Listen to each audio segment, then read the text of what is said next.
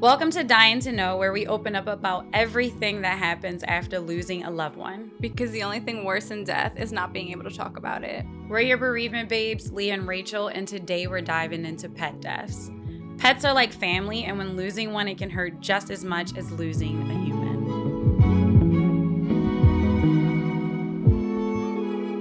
Hey, Rach. Hey, Leah. How you doing today? I'm good. How are you doing today? Doing well. Ready to get into pets? Yes. All right. Want to start off with a story about a pet I had, a goldfish actually. A goldfish. Yes, a goldfish who died by suicide. You're the goldfish? Yes. Okay. Yeah, interesting story.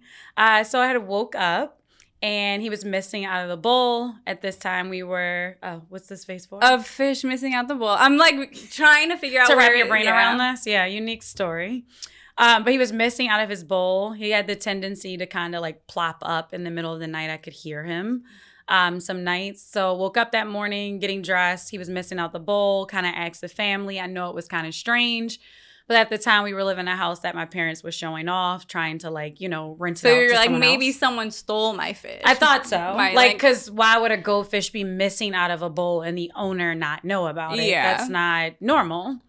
Couple days had went past, and unfortunately, it was a death by suicide. He was in the drawer. Okay. With my clothes. I'd lifted up a few pieces of clothes, and there he was, kind of stuck to the bottom of the drawer.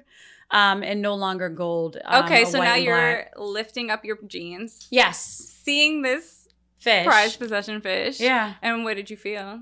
I was shocked. I was literally shocked. I mean, knowing that a fish was missing, obviously I knew his demise was going to be death. I didn't expect him to appear anywhere else in the house in water.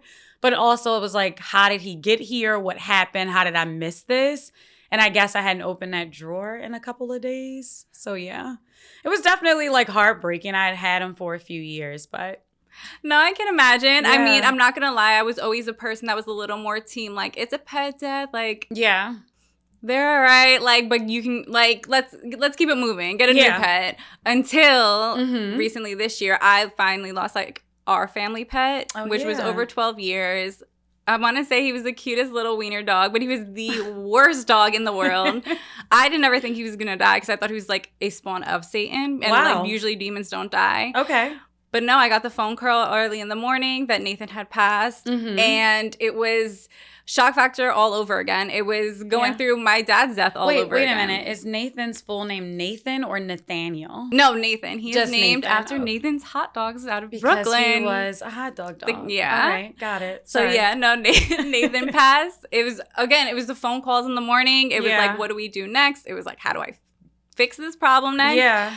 Where now I am Googling, like with one eye barely open from it being 8 a.m. in the morning of like, how do I get this like recently passed dog like out of my mom's house? So like my mom, because my mom's crying, my little sister's crying, where you never thought anyone would care. Yeah. So I'm trying to figure out how to make this problem a lot more smoother, a lot less painful for everyone. Yeah. And you can find. Like how are you feeling? If everyone else is emotional and then and also what are you Googling? I feel like my go-to always feeling is like, let everyone else go through their feels first. I'll problem solve it and then I'll feel everything.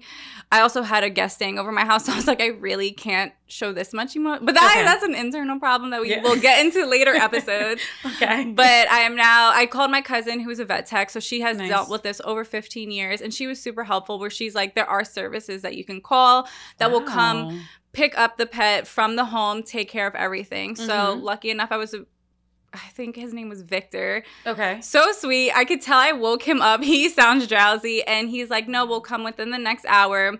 My mom, like, set the dog up on his bed, put, like, his bowls next. Wait, she moved the body? She did. She sent us a picture. I know it's not funny. I know it's, like, not funny. But, yeah, she was just like, I felt so bad, like, leaving him where he was. Where did he pit? Where was his? It was, like, in between, like, the kitchen tiles and, like, my brother's room, like downstairs, like on pretty much the cold floor. So she did like put him in his bed so he could be like at rest and how peaceful though, and that's respectful too. And it's just like, and like it's that shock value again from like not exactly as like losing my dad, because that is definitely a different shock, but like for where we all like could not stand this dog because he was so mean to us. You really saw all the like the reason why we kept him all this year, like the love we had for him, I feel like came out as bad as he was, and we still wanted to make sure he like went off okay and like still got the proper like burial and everything that he deserved. I mean, they become a part of the family. Like they already adopt the family's last name, and I think you said Nathan was also a pet that your father really loved as well, right? No, 100%. And I might be paraphrasing this statistic a little bit, but according to the CDC, birth rates have gone down. Dog and pet like purchases have only gone up. So they're becoming our like children. They're becoming our family members. They're becoming like our unconditional love that we are getting. Yeah. And like we are becoming officially like the dog ladies. Yeah. Where like this is all we need to get our love. So it's almost like losing your children, losing an extra limb off of you. No, absolutely. But it's like cool now because I feel like I found so many. Yeah, like because I think like growing up you hear about like the crazy cat. Like it had to be like this lady who was like crazy or like couldn't get a spouse. But now it's like so many Instagram accounts that I follow for pets, and people are getting vast amounts of pets outside of having a dog. You can have a cat or a parrot or, you know, like so many. Because they're going to love you back. Your kid, you know. Exactly. And like they don't, I mean, like it's unconditional love with a pet. You can rescue them. You can like dress them up and kind of still have that relationship like a child. Your brother, Ben, I mean, you wish him happy Father's Day. Yes. For his pets alone. And Harry, which is another like. He became our mascot during the pandemic. No, absolutely. And, like, he kept our spirits alive this whole time. Yes. So, during the pandemic, my brother had adopted an English bulldog who had been abused in his early years. And then my brother adopted him. He also had a skin condition, which left him, like, a little bit hairless on his back. So, his appearance wasn't aesthetically pleasing. So, I think a lot of people were kind of, like, afraid of him. He was a little bit aggressive. But I came back home during that time and got to really know him and love him and like well, you're putting in all this extra effort because he's a rescue, which also requires you to give so much. Absolutely. And not only that, he's a rescue with like a skin condition, which you also you're literally becoming his like caregiver. I know. He was like our baby during that time. My brother still had to go to work, so it was like an instant overnight like dog mom situation. And I didn't grow up with a lot of pets. Like outside of Abraham, we had a cat growing up, but that was pretty it. So once I had left, maybe about last year, he wasn't feeling too well. So then I got him checked out. And with bulldogs, because of the nose, it's a short snout, they have a lot of like lung issues. So he got admitted to the vet overnight to kind of check into that. And then I got a FaceTime call at work. I was prepared that weekend. I can't imagine. Yes, being to go at work. home.